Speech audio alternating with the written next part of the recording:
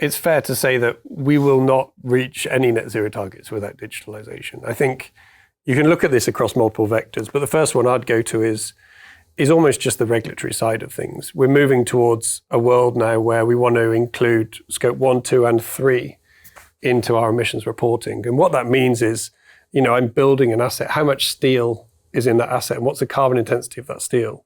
And as we move into this really complex space, you're going to need digital tools, not just to do the calculations, but to back up that these are real numbers. Because we get into a supply chain piece, obviously, where I'm procuring steel, I'm building an asset, I'm using diesel-generated diggers while I'm there. All of these pieces coming together is incredibly complex. And that now extends with scope 3 into supply chain.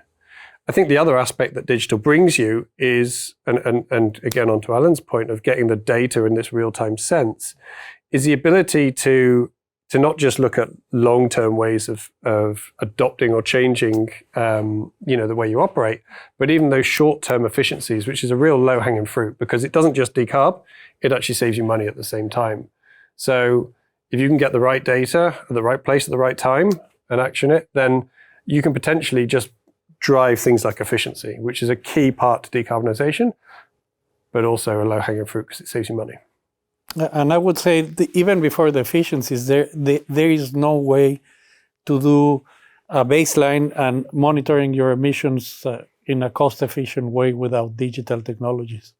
You would need armies of people in order to be able just to measure where you are. The other thing I would add is to truly start to decarbonise or make assets more sustainable, it's complex in that there's a knock-on effect. It's not just a single event that will happen. There's multiple events that will come together, and digital actually enables the joining of that and actually enables sense from, one incident, then the knock-on effect, and then another incident, and then another incident, all contributing to the decarbonise or to the overall emissions, say, from that first incident. And digital allows you to follow that chain and actually, to Shaun's point, give some credibility to the claim that's being made from the initial event.